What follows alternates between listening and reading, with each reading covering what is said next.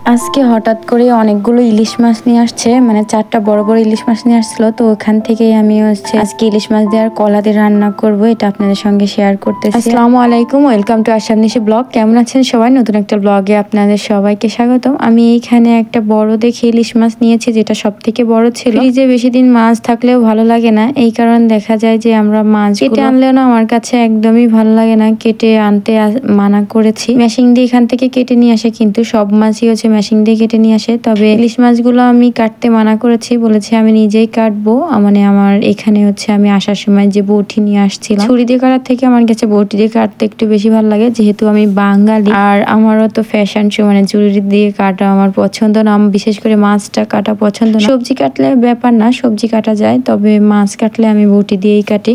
মাছটা যেহেতু ফ্রোজেন করা ছিল, আর এগুলো বাংলাদেশের ইলিশ মাছ, এগুলো ফ্রোজেন করাই থাকে, এরকম ভাবেই বাংলাদেশ থেকে আসে। আর মাছটা মাশাআল্লাহ অনেক বড় ছিল। আমি এগুলার আঁশ ফেলে নিয়েছি, একটু ঠান্ডা বরফ ছিল যেহেতু পানিতে দিয়েছি, ঠান্ডা ছাটার পর আমি মাছের আঁশগুলো ফেলে নিয়েছি। মাছটা কিন্তু অনেক ভালো তাজা ফ্রেশ লাগতেছিল, বেশি দিনকেরও না।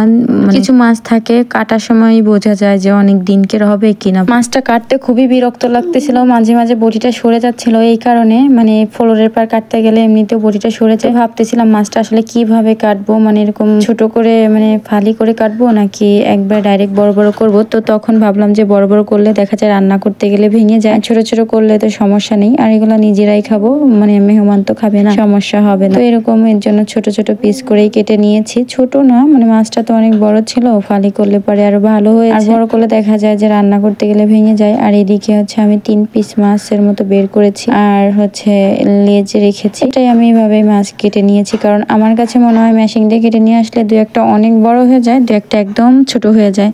এখানে মাছটা আমার কাটা শেষ, তো ভালো করে আমি ক্লিন করে নিচ্ছিলাম মাছগুলো। আর মাছের এই মাথার মধ্যে এটা ভালো করে ক্লিন করতে হয়, না হলে বালু থাকে অনেক, এই কারণে আমি ভালো করে ক্লিন করে নিচ্ছিলাম। 2-3 বার ধুয়ে নিয়েছি পরিষ্কার করে। ইলিশ মাছের আঁশ ফেলানোর পরে কিন্তু বেশি ধোয়া লাগে না, আমরা ধুইও না বেশি, শুধুমাত্র একটা মাথাটাই ক্লিন করতে হয় ভালো করে, না হলে মাথার মধ্যে বালু থাকে। জানি না আপনারা কিভাবে করেন, অবশ্যই জানাবেন। আর এই ইলিশ মাছ আমি কাঁচকলা দিয়ে রান্না করব, এই কারণে আমি কাঁচকলা কেটে নিচ্ছিলাম। এই কাঁচকলা অনেকদিন আনা হয়েছে, অনেকদিন বলে সপ্তাহখানেক ফ্রিজে রেখে দিয়েছিলাম। উপরের চুলকাটা একদম কালো কালো হয়ে গেছে, তারপর ভিতরটা ভালো ছিল। সৌদি আরবে কলা পাওয়া একদমই মুশকিল, আর যাও পাওয়া যায় অনেক প্রাইস, মানে অনেক দাম। এর মানে যারা কিনে তারা জানে যে কলা কত দাম। যাই হোক, আমি এখানে কলাগুলো কেটে আটা দিয়ে বা ময়দা দিয়ে মেখে রাখলে দেখা যায় কলার কষ্টটা চলে যায়, তাহলে আর গরম পানি দিয়ে সেদ্ধ করা লাগে না বা গরম পানি দিয়ে ধোয়ার প্রয়োজনও হয় না।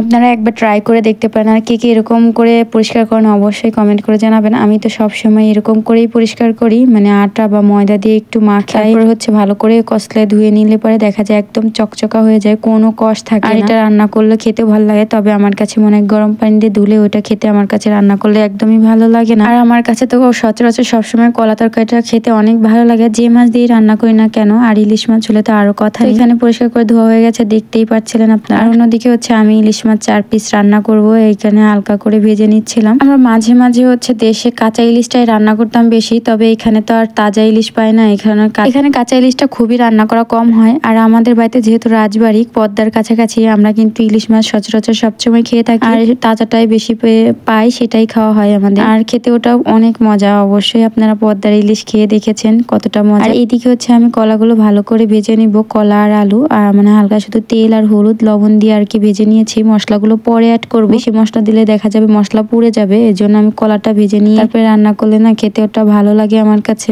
যারা আমার ভিডিও সবসময় দেখে এবং পাশে থাকেন তাদেরকে অনেক অনেক ধন্যবাদ। আপনারা আমার ভিডিও না দেখলে হয়তো আমি এত দূর আগাইতে পারতাম না, এত সফলতাও পাইতাম না। আপনাদের জন্য অনেক অনেক ভালোবাসা রইল, অনেক দোয়া আর ভালোবাসা রইল তাদের জন্য। তো এখানে আমি কাঁচামরিচ, পেঁয়াজ, এখানে জিরা গুঁড়া, ধনিয়া গুঁড়া, এগুলো আমি দিয়ে নিচ্ছি। এখন কলাটা ভাজা হয়ে গেছে, তারপরেই আমি দিচ্ছি হালকা একটু মরিচের গুঁড়াও দিয়েছি, কারণ আয়নের বাবা দেখা যায় মরিচের গুঁড়া খেতেই চায় না। আমি কাঁচা যে কোনো জিনিসেই কাঁচা মরিচ খাওয়ার চেষ্টা করি বেশি, সবসময় আমরা কাঁচা মরিচটাই বেশি ব্যবহার করি। আর তরকারিটা কিন্তু অতটা লাল হয় না, সেজন্য দেখা যায় একদম সাদা সাদা দেখা যায়, তারপরও কিন্তু খেতে আমার কাছে ভালোই লাগে, কারণ কালারফুল হলে একটু দেখতে বেশি ভালো লাগে, ওটা খেতেও বেশি ভালো লাগে। আগে বেশি দিতাম, তবে এখন একদম কমাই দিছি, কারণ মরিচের গুঁড়া একদমই দেখতে পায় না। আর তারপরে লাউ, এসব সবজিতে আমি একদমই মরিচের গুঁড়া কমই ব্যবহার করার চেষ্টা করি, যতটা কম দেওয়া যায়। আর এই তরকারিটা আমি জানি না আপনারা কিভাবে রান্না করে থাকেন, আমি এরকমই রান্না করি। তো আজকে ভিডিওটা এই পর্যন্তই, কার কাছে কেমন লাগলো অবশ্যই কিন্তু কমেন্ট কমেন্ট করে জানাবেন। আর ভালো লাগলে অবশ্যই একটা লাইক কমেন্ট শেয়ার করে যাবেন।